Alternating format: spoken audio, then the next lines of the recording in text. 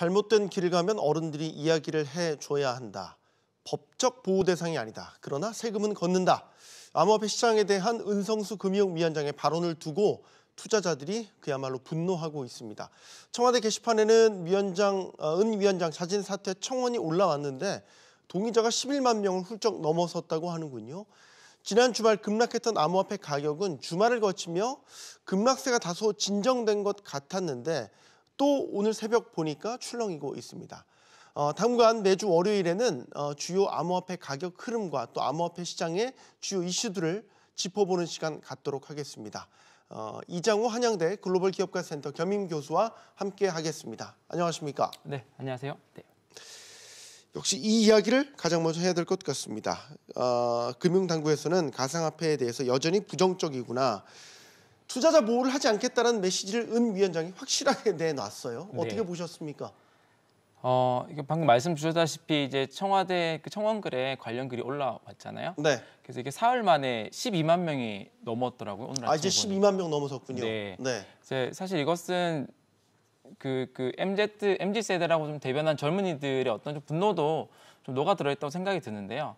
암호화폐 시장 자체가 지금 월 300만 명 이상이 거래를 하는 시장이 되었습니다. 네. 그래서 은 위원장님께서 얘기하신 것처럼 어떤 투자 손실에 대한 보전을 사실 시장에서 요구하는 게 아니라 뭐 어떤 하나의 시장으로서 올바른 투자 환경을 만들어 달라는 이런 요구의 목소리 들리거든요. 네.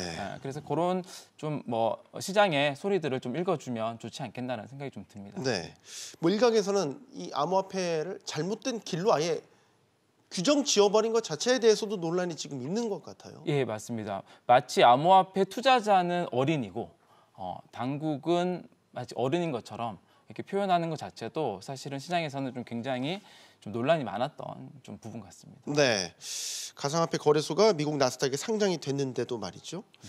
자, 우리나라뿐만 아닙니다. 미국에서도 연이어 증세 소식이 나오는데 이 자본이득세를 지금의 2배 수준으로 올린다. 이게 주식시장에 굉장히 큰 악재가 되기도 했지만 이 가상화폐 투자 심리도 악화시키는 요인으로 분석이 되고 있습니다. 어떻게 보십니까? 네, 그 부분도 사실은 이번에 좀 한 몫을 한 것 같습니다. 네. 그러니까 증세라는 이슈는 항상 단기적으로는 시장의 위축을 가져올 수 있는 이슈잖아요. 네, 그 증세가 향후에 어떤 시장의 파이를 키우는 쪽으로 지출이 연결됐을 때는 중장기적으로는 좀 긍정적으로 볼 수 있습니다만은 네. 단기적으로는 분명히 그 자본시장에서는 좀 악재다. 가상화폐 역시 어떤 주식과 같은 어떤 하나의 투자 수단으로 계속 인식을 해 나가고 있는 과정이기 때문에 이번에 뭐 주식이 일부 하락한 것처럼 암호화폐 쪽도 많이 하락을 좀 한 걸로 좀 보여집니다. 네. 가격을 좀 짚어보겠습니다. 비트코인만 놓고 본다면요. 한때 뭐 8천만 원대를 올랐었고 쭉쭉 빠지더니 지금 6천만 원 아래로 우리나라 원화 기준입니다. 그렇죠. 6천만 원 아래로까지 빠졌다가 다시 회복했다가 다시 또 빠지고. 네. 어쨌든 전체적으로 보면 최근 들어서 가장 큰 급락세를 보인 게 아닌가 싶습니다. 가격 흐름은 저희가 어떻게 봐야 되겠습니까? 이번에 이제 지난주에 이제 뭐 은성수 위원장님의 어떤 발언이나 국내에서는 해외에서는 이제 미국의 자본 이득세 이슈나 이런 것들로 인해서 좀 큰 폭으로 좀 빠졌는데요. 사실 이것을 통해서 지금 김치 프리미엄이 굉장히 많이 빠졌습니다. 지난번에 한번 또 나왔을 때 얘기 들었을 때가 한 20% 이상 정도 김치 프리미엄이 있었는데요. 김치 프리미엄이라고 하면 한국에서의 비트코인 가격이 해외에서의 가격보다도 높다라는 현상이잖아요. 그렇죠. 이게 어떤 시장의 과열로도 우리가 해석할 수도 있거든요. 네. 국내가 20% 이상 갔다가 지난 금요일은 장중에 0%까지 거의 빠졌었어요. 그리고 다시 오늘 아침에 보니까 8% 이상 다시 올라왔더라고요. 네. 이런 이제 어떤 좀 흐름을 좀 보이고 있고요. 지금 이번에 그 한국에서는 김치 프리미엄 영향으로 최고가 8,200만 원에서 5,500만 원까지 한 34% 정도 하락했습니다. 네. 그리고 해외 거래소 같은 경우는 한 6만 9천 불에서 한 4만 9천 불 정도? 4만 9천. 6만 5천 불에서 4만 9천 불 정도? 한 25% 정도 하락했고요. 네. 김치 프리미엄이 좀 있다 보니까 하락폭이 훨씬 더 크게 좀 보이는 현상 좀 있는 것 같습니다. 자, 은성수 위원장이 했던 발언을 하나하나씩 더 곱씹어 본다면 가상화폐 거래소에 대한 경고도 잊지 않았습니다. 맞습니다. 등록하지 못하면 모두 폐쇄될 수 있다. 이게 이제 특근법 이야기를 하는 건데 우리가 흔히 알고 있는 4대 거래소라고 하지 않습니까? 뭐 빗썸이나 업비트 같은 좀 대형 거래소조차도 현재 등록이 안 된 상태인 네네. 해요. 네. 이걸 지금 지금 상황을 어떻게 봐야 됩니까? 요거는 사실은 좀 발언에 좀 오해의 소지가 좀 있는 것 같습니다. 뭐냐면 올해 3월 25일부터 특근법이라고 하는 시행령이 시작이 됐고요. 네. 그리고 6개월까지가 유예 기간으로 주어집니다. 그러니까 9월 25일까지가 어떻게 보면 가상자산 사업자 신고를 할 수 있는 유예 기간으로 볼 수 있는 거죠. 네. 이게 뭐 비유가 사실 맞는지는 모르겠습니다만 그러니까 방학 숙제를 내줬는데요. 방학이 끝나기도 전에 이 숙제를 안 했다고. 네, 숙제를 담임 제출 안 선생님이 뭐라고 하는 했다고. 거군요. 네, 퇴학을 시키겠다고 하는 겁니다. 그렇게 엄포를 놓는 거고요. 오히려 제대로 된 방향이라면 어떻게 그 숙제를 잘할 수 있는 가이드라인이 나오면 좋을 텐데 그런 부분보다도 오히려 뭐 퇴학을 시키겠다고 어떤 협박과 같은 좀 그런 좀 공포를 주는 것이 좀 더 맞지 않는 네. 부분이지 않나 생각됩니다. 그러니까 그 말 그대로만 놓고 본다면 뭐 전체 원문을 본다는 게 아니라 부분 떼놓고 본다면 오해 소지가 분명히 있죠. 모든 거래소가 폐쇄될 수 있다. 그렇죠. 뭐 이런 식으로 이제 받아들여지기 때문에 네. 더 큰 논란이 있었던 것 그래서 같습니다. 지금 이제 뭐 그 4대 거래소를 중심으로 해서 그 가상자산 사업자가 되기 위한 신고 준비들은 지금 굉장히 열심히 하고 있는 것 같습니다. 네. 그 하나 좀 확인해 볼게. 네. 만약에 거래소가 말씀하신 대로 6개월의 유예 기간 동안 등록을 못 한다면 네. 이게 폐쇄가 되는 건지 아니면 자진 도태가 되는 건지 우리 용어를 좀 정확히 할 필요도 있을 것 같아요. 네. 가상자산 그 거래소 같은 경우는 원화와 암호, 가상자산을 거래하는 원화와 교환하는 형태의 이제 비즈니스입니다. 네. 이런 경우는 올해 9월 25일 이후가 되면 이제 가상자산 사업자로 신고 수리가 되지 않으면 영업을 할 수 없게 됩니다. 원화 거래를 못 하기 때문이죠.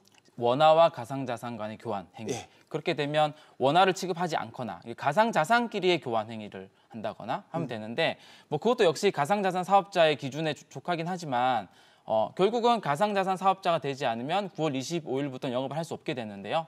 네, 특히 중소거래소 국내 같은 경우가 그런 좀 위험이 많이 놓여 있긴 하죠. 네.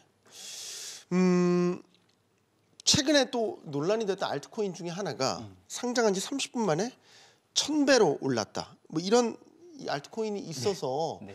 이게 지금 투자 광풍이 정상이 아니다. 이 광기 수준이다라고 드는 대표적인 사례로 제시가 됐어요. 네, 맞습니다. 우리 이렇게까지 오르고 내리는 이 등락폭이 정상적인 건 아니라고 봐야 되는 건 아닙니까? 네, 뭐 저도 좀 그렇게 좀 생각을 하고요. 네. 그래서 그 이제 투자자 보호라는 이제 시장에서 요구가 좀 안전하게 투자할 수 있는 환경을 좀 만들어 달라라는 부분이 있잖아요. 사실 이러한 부분 중에 하나는 크게 투자자 보호, 현실적으로 투자 보호를 할 수 있는 제도를 생각을 해보면 네. 크게 두 가지인 것 같아요. 결국은 거래소를 상장을 할 때 상장 어떤 요건을 강화를 해서 기본적으로 투자자들에게 노출되는 그런 암호화폐들이 한번 필터링이 되는 네. 그런 요건의 강화가 좀 있을 것 같고요. 또 하나는 이제 이미 상장된 코인 또는 발행된 코인이 정상적인 좀 공시 활동들, 그러니까 어떤 비즈니스가 진행되거나 업데이트될 때 공시되는 어떤 기준들을 강화하는 요건들 이런 것들이 좀 시장에서 좀 요구하는 것 중에 하나로 보여지거든요. 근데 이번에 말씀하신 그런 이제 뭐 만배죠. 네, 맞습니다. 이 예, 정도의 만배. 상승률이 나오는 이제 코인들 같은 경우는 어떻게 보면 어떤 상장 단계에서의 좀 어떤 요건들이나 좀 환경들이 좀 부족해서 그렇지 않나라고 좀 생각이 듭니다. 네. 이번 단기 급락을 겪으면서 비트코인에 대한 향후 미래 전망이라고 할까요? 네. 시각이 국내에서도 그렇고요, 해외에서도 일부 좀 바뀌는 시각도 언뜻 엿보입니다. 네, 네. 즉 예전에는 낙관론적인 시각이 뭐 90% 이상이었다면 네. 이제는 뭐 60대 40 혹은 반반 네. 뭐 무조건 낙관적으로 볼 건 아니다라는 시각도 계속해서 등장하고 있고 여전히 내재 가치가 없다라는 거에 대한 찬반 논쟁도 뜨거운 것 같습니다. 맞습니다. 네. 최근 흐름, 최근 전망 어떻게 보십니까? 최근은 좀 조정이 되는 좀 흐름이긴 합니다. 근데 이제 과거를 좀 보면 비트코인 같은 경우는 연중에 한 30% 정도 하락이 됐던 시기가 한 5번 정도 늘 있어 왔었습니다. 네. 그래서 이번에도 이제 하락폭이 30% 정도 되는데요. 그런 관점에서는 이제 이게 뭐 굉장히 다른 케이스의 하락폭이다라고 좀 보기는 좀 힘들 것 같고요. 여전히 이번 이제 암호화폐 자산의 어떤 상승의 출발점은 미국을 중심으로 한 기관 수요였잖아요. 이번 하락이 있음에도 불구하고 미국의 기관에서의 매입은 좀 계속 이루어졌거든요. 그래서 좀 장기적인 추세로 봤을 때는 여전히 좀 펀더멘털 가지고 있다. 그리고 이제 미국의 ETF 시장이라든지 네. 그리고 이제 편입에 대한 기대 효과도 있고요. 그리고 지금 암호화폐 거래소에 지금 있는 비트코인의 보유량 자체가 지속적으로 줄어들고 있습니다. 이거는 뭘 의미하냐면 비트코인에 대한 장기 보유 수요가 늘어난다라고 볼 수가 있거든요. 네. 네네. 이런 부분들은 비트코인 펀더멘털 자체는 장기적으로 계속 좀 좋은 것 같다라고 볼 수 있고 단기적으로는 좀 조정의 여지도 있을 것 같습니다. 왜냐하면 네. 최근에 이제 레버리지 상품에 고배율로 투자하는 상품들이 늘어나서 약간의 조정만 있더라도 그 청산이 되면서 바로 매도 수요로 나오기 때문에 조금 큰 폭의 좀 하락이 좀 있을 수도 있는 그런 고배율을 말씀하시는 건 비트코인 선물 같은 상품. 예, 파생 상품 시장에서 비트코인 파생 상품 시장이 꽤 크게 지금 만들어져 있거든요. 네. 배율 높게 투자를 하다 보니까 약간의 조정만으로도 네, 큰 폭의 하락을 볼 수 있는. 네. 알겠습니다. 오늘 말씀 여기까지 듣겠고요. 앞으로 매주 월요일 당분간은 이장훈 교수와 함께 암호화폐 시장 전반적인 상황 짚어보는 시간 갖도록 하겠습니다. 오늘 감사합니다. 네, 감사합니다.